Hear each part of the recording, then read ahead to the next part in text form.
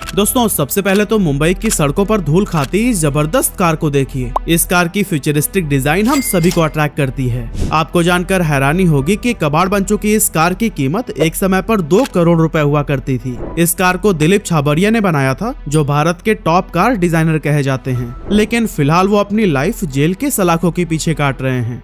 अगर आपका जन्म लेट 90s में हुआ था तो मैं दावे के साथ कह सकता हूँ कि बचपन में ये आपकी ड्रीम कार जरूर रही होगी। जी हाँ, मैं बात कर रहा हूँ टार्जन की, जिसे हमने साल 2004 में आई movie Tarzan the wonder car में देखा था। टार्जन दिलीप छाबरिया का एक ऐसा प्रोजेक्ट था जिसके जरिए वो इंडिया की अपनी सुपर कार को लॉन्च करने का सपना देख रहे थे। लेकिन फिर ऐसा क्या हुआ कि torsion the wonder car real life में कोई वंडर नहीं कर सकी, और करोड़ों रुपए का वो कौन सा स्कैम था जिसने इंडियन कार मॉडिफिकेशन के किंग कहे जाने वाले दिलीप छाबरिया को जेल तक पहुंचा दिया। चलिए सब कुछ थोड़ी डिटेल में जानते हैं।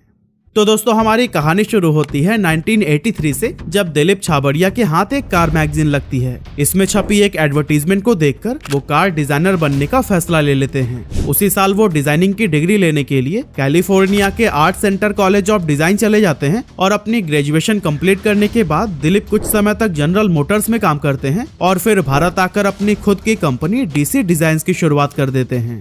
दिलीप छाबरिया अपनी शानदार डिजाइनिंग स्किल से कई एग्जिस्टिंग कार्स को मॉडिफाई करते हैं और इंडियन कार मार्केट में बहुत पॉपुलर हो जाते हैं। इनकी स्किल्स और पॉपुलैरिटी का अंदाजा आप इसी बात से लगा सकते हैं कि साल 2003 में British luxury sports car manufacturing company Austin Martin ने भी अपनी विंटेज कार का एक प्रोटोटाइप इन्हीं से ही डिजाइन करवाया था, जिसे कि उसी साल हुए डेट्रॉइट मोटर शो में भी शोकेस किया गया था। एस्टन मार्टिन की ये कार काफी पॉपुलर हुई थी, जो कि दिलीप छाबरिया की स्किल्स पर मोहर लगाती है। कार मॉडिफिकेशंस के बाद साल 2004 में दिलीप छाबरिया कार मैन्युफैक्चरिंग में उतरते हैं और भारत की पहली सुपर कार लॉन्च करने का सपना देखते हैं। इस कॉन्सेप्ट का नाम था टार्जन, जिसको पॉपुलर बनाने के लिए दिलीप छाबरिया ने पूरी मूवी ही बना डाली थी। कहने को तो ये यूनिक मार्केटिंग स्ट्रैटेजी थी, पर torsion the wonder car box office पर फ्लॉप साबित हुई। इसको 14 करोड़ रुपए के बजट से बनाया गया था और मूवी को ऑडियंस के बीच पॉपुलर बनाने के लिए अजय देवगन जैसे बड़े स्टार को भी जोड़ा गया था, लेकिन इसका कोई खास असर देखने को नहीं मिला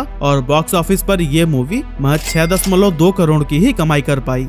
हालांकि जब टार्जन द वंडर कार को टेलीविजन पर ब्रॉडकास्ट किया गया तब इसे जबरदस्त व्यूवरशिप मिली और आज भी हम सभी इसे बचपन की एक खूबसूरत मेमोरी के तौर पर याद करते हैं। पर दोस्तों यही बात है दिलीप छाबरिया के ड्रीम प्रोजेक्ट पर बैकफायर कर गई, क्योंकि इसको पसंद करने वाली ऑडियंस एडल्ट नहीं बल्कि बच्चे थे, जो कि जाहिर सी बात है कि इस कार को नहीं खरीद सकते थे। हालांकि कुछ एडल्ट्स इस कार को जरूर खरीदना चाहते थे, पर जब इसे लॉन्च किया गया तब इसकी प्राइस सुनकर उन्होंने भी अपना मन बदल लिया। दिलीप छाबरिया को लगता था कि टार्जन की इतनी हाइप बनने के बाद हजारों लोग इसे मुंह मांगी कीमत पर खरीदना चाहेंगे, और यही सोचते हुए उन्होंने इसकी कीमत 2 करोड़ रुपए रख दी। टार्जन को भारत की पहली सुपर कार के तौर पर प्रेजेंट किया जा रहा था, पर मजे की बात तो ये थी कि ये कार 2002 में लॉन्च हुई डीसी इन्फिडेल का मॉडिफिकेशन मात्र थी, जिसे कि दिलीप छाबरिया ने ही डिजाइन किया था। और हाँ, क्या आपको पता है डीसी इन्फिडेल भी ओरिजिनल कार नहीं थी, बल्कि ये टोयोटा MR2 की एक मॉडिफाइड वर्जन थी। आसान शब्दों में कहूँ तो दिलीप छाबरिया एक फेक हाइप बनाकर मॉडिफाइड कार को ओरिजिनल बता रहे थे और इसे सुपर हाई मार्जिन पर बेचना चाहते थे।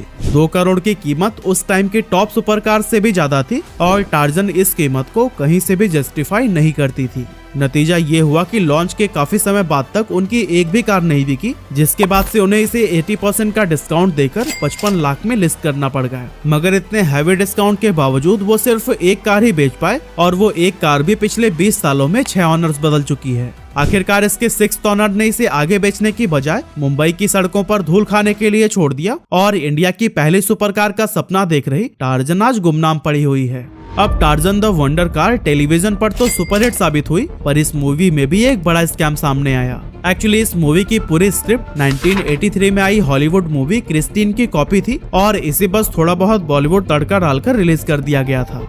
टार्जन के कई सारे सीन्स तो 1971 की मूवी ड्यूल से भी काफी ज्यादा मैच करते थे, और इन्हीं सभी रीजंस की वजह से दिलीप छाबरिया और टार्जन को काफी क्रिटिसाइज किया गया, जिसका सीधा असर टार्जन की सेल पर देखने को मिला। हालांकि इस नेगेटिव पब्लिसिटी ने भी दिलीप छाबरिया के लिए एक नई अपॉर्चुनिटी के दरवाजे खोल दिए, और बड़े बड़े सेलिब्रिटीज उनसे अपनी कार और वैनिटी वैन को मॉडिफाई कराने के लिए कांटेक्ट करने लगे। डीसी डिजाइन्स अब भारत में कार मॉडिफिकेशन के लिए एक जाना माना नाम बन गया, और इन्होंने कई सारे बड़े लोगों के साथ भी काम किया। एग्जाम्पल के लिए एक टाइम पर शाहरुख खान की वैनिटी वैन भी दिलीप छाबरिया ने ही डिजाइन की थी। और दोस्तों जाने माने डायरेक्टर्स अपनी मूवीज के लिए यूनिक कार डिजाइन को लेकर भी इन्हीं के पास आ रहे थे।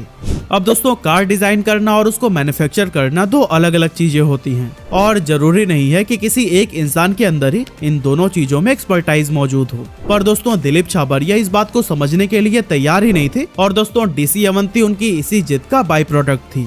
इस कार के कॉन्सेप्ट को 2012 में पब्लिक किया गया और डीसी अवंती को भारत की पहली स्पोर्ट्स कार के तौर पर प्रेजेंट किया गया। न्यू दिल्ली में हुए ऑटो एक्सपो के दौरान खुद अमिताभ बच्चन ने ही इस कार को अनवील किया था और अपनी पिछली गलतियों से सबक लेते हुए दिलीप छाबरिया ने इसकी कीमत सिर्फ 30 लाख रुपए रखी थी, जो कि एक स्पोर्ट्स कार के लिए काफी अट्रैक्टिव प्राइस थी। डीसी अवंती ने इंडियन कार मार्केट में सनसनी मचा दी थी और इस कार को मेड इन इंडिया के तौर पर प्रेजेंट करके डीसी डिजाइन्स ने लोगों के बीच इसको लेकर काफी देशभक्ति जगा दी। यहाँ तक कि भारत के लोग इसे लैम्बोर्गिनी और फेरारी से कंपेयर करने लगे। हालांकि 2015 में जब इसे लॉन्च किया गया तो लोगों का ये कंपैरिजन बिल्कुल सही साबित हुआ, क्योंकि डीसी अवंती की डिजाइन लैम्बोर्गिनी और फेरारी से ही कॉपीड थी। इसमें रेनॉल्ट का इंजन लगा हुआ था और फ्यूल टैंक भी फॉरेन कंपनी से ही खरीदा गया था। आसान शब्दों में कहूँ तो इस कार के नाम के अलावा मेड इन इंडिया जैसा कुछ भी नहीं था। डीसी अवंती 0 to 100 किलोमीटर की स्पीड 7.5 सेकेंड्स में अचीव करती थी, जो कि एक स्पोर्ट्स कार के लिए काफी नॉर्मल सी स्पीड थी। और अगर बात करें इसकी बिल्ड क्वालिटी की तो इस कार के अंदर बिल्ड और क्वालिटी दोनों की ही कमी थी। इसकी पूरी बॉडी को फाइबर से बनाया गया था और ये इतनी नाजुक थी कि इसको सेफ्टी रेटिंग देना भी मजाक सा लगता है। और दोस्तों पता है, अगर ये आज लॉन्च होती ना तो शायद इसे सेफ्टी रीजंस की वजह से मार्केट में उतरने ही नहीं दिया जाता। अब दोस्तों हम इंडियन सिर्फ उसी कार को लेना पसंद करते हैं जिसके शोरूम और सर्विस सेंटर्स हमारी रीच में होते हैं, क्योंकि एक कार हमारे लिए काफी बड़ी इन्वेस्टमेंट होती है। लेकिन डीसी अवंती के पास न तो कोई शोरूम्स थे और न ही कोई सर्विस सेंटर नेटवर्क। ऊपर से इसे डेली यूजेस को ध्यान में रखकर तो बनाया ही नहीं गया था। इसमें सिर्फ 2 लोगों के बैठने की जगह थी और सामान रखने के लिए तो एक छोटा सा कंपार्टमेंट तक नहीं दिया गया था। डीसी अवंती जिन बड़े बड़े एक्सपेक्टेशंस के साथ मार्केट में आई थी वो बुरी तरह से फेल हो चुकी थी और यही कारण है कि सिर्फ 127 लोगों ने इस कार को खरीदा और टार्जन की तरह ये भी एक बहुत बड़ी फेलियर साबित हुई। हालांकि दोस्तों डीसी अवंती की कहानी सिर्फ फेलियर तक खत्म नहीं हुई, बल्कि इसने दिलीप छाबरिया को जेल की सलाखों तक पहुंचा दिया।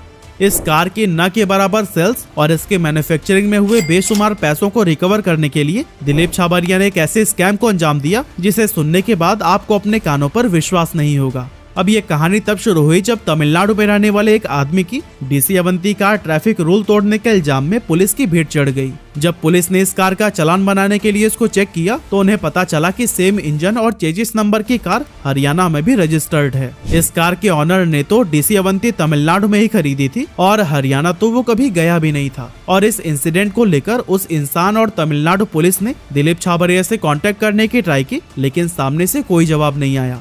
इसके बाद से उन्होंने मुंबई पुलिस को इस पूरी घटना की जानकारी दी। अब जब मुंबई पुलिस ने इस पूरी घटना की गहराई से जांच की तो उन्हें पता चला कि ऐसा सिर्फ 1-2 कार में नहीं बल्कि डीसी अवंती की 90 से ज्यादा कार्स में किया गया है। दिलीप छाबरिया की कंपनी ने सेम चेसिस नंबर और इंजन नंबर को रजिस्टर करके अलग अलग NBFCs से कार लोन उठाए थे और फिर उन कार्स को थर्ड पार्टी में बेच दिया। ऐसी एक कार के लिए 42 लाख रुपए का लोन उठाया गया था, जिसे कि कभी भी बैंक को वापस किया ही नहीं गया। अब आपको हम जानकारी के लिए बता दें कि हर कार का अपना एक यूनिक चेसिस नंबर और इंजन नंबर होता है, जो कि उसके ऑनर की पहचान करने के लिए इस्तेमाल किया जाता है। और कार लोन लेने के दौरान बैंक इससे जुड़ी इंफॉर्मेशन अपने कस्टमर से जरूर लेते हैं। इस फाइनेंशियल स्कैम को अंजाम देकर दिलीप छाबरिया ने न सिर्फ डीसी अवंती की सेल्स को गलत तरीके से बढ़ाया, बल्कि भारत सरकार और हमारे बैंक्स को भी करोड़ों का चूना लगा दिया। एक एस्टिमेट के अकॉर्डिंग इस स्कैम से भारत सरकार को करीब 40 करोड़ रुपए का नुकसान हुआ और बैंक से भी 10 करोड़ से ज्यादा का लोन रिलीज किया गया, जिसे आज तक रिकवर नहीं किया जा सका है। इन एलिगेशंस के बीच दिसंबर 2020 में दिलीप छाबरिया को अरेस्ट कर लिया गया। हालांकि 2021 में उन्हें कुछ समय के लिए बेल तो मिली थी, पर फिलहाल वो जेल में ही अपनी जिंदगी काट रहे हैं। दिलीप छाबरिया का आरोप है कि ये सब उनके एक्स पार्टनर और डीसी डिजाइन्स के को इन्वेस्टर किरण मूलचंद का किया धरा है, जो कि कंपनी में 52% का शेयर रखते हैं। उनका कहना है कि किरण मूलचंद ने स्पोर्ट्स कार की मैन्युफैक्चरिंग के लिए कंपनी में 150 करोड़ की फंडिंग लाने का प्रॉमिस किया था, लेकिन बाद में वो अपने वादे से मुकरने लगे। साथ ही डुप्लीकेट चेसिस नंबर और इंजन नंबर का ये पूरा स्कैम भी किरण मूलचंद और डीसी डिजाइन के CFO अफाक सईद का करा धरा है, जिसके लिए दिलीप छाबरिया को फंसाया जा रहा है। लेकिन दोस्तों इसी बीच फेमस कॉमेडियन कपिल शर्मा ने भी दिलीप छाबरिया के खिलाफ एक FIR दर्ज कराई थी कपिल के अकॉर्डिंग उन्होंने डीसी डिजाइन को अपने लिए एक शानदार वैनिटी वैन का ऑर्डर दिया था, जिसके लिए उन्हें 5.7 करोड़ की पेमेंट भी की गई थी। लेकिन काफी टाइम बीत जाने के बाद भी उन्हें कोई अपडेट नहीं दी गई और उनके पैसे भी वापस नहीं किए जा रहे हैं। और दोस्तों, इतनी सारी कंट्रोवर्सीज के बीच 2020 में डीसी अवंती को डिसकंटिन्यू कर दिया गया था और आज ये सुपर कार इतिहास का हिस्सा बन चुकी है। अब दिलीप छाबरिया की ये स्कैम कितनी गहरी जाती है और इसका अंजाम क्या होता है, ये तो वक्त ही बताएगा। लेकिन पर्सनली डीसी अवंती आपको कैसी लगती है और torsion the wonder car movie आपने देखी है कि नहीं? अपना जवाब हमें कमेंट करके जरूर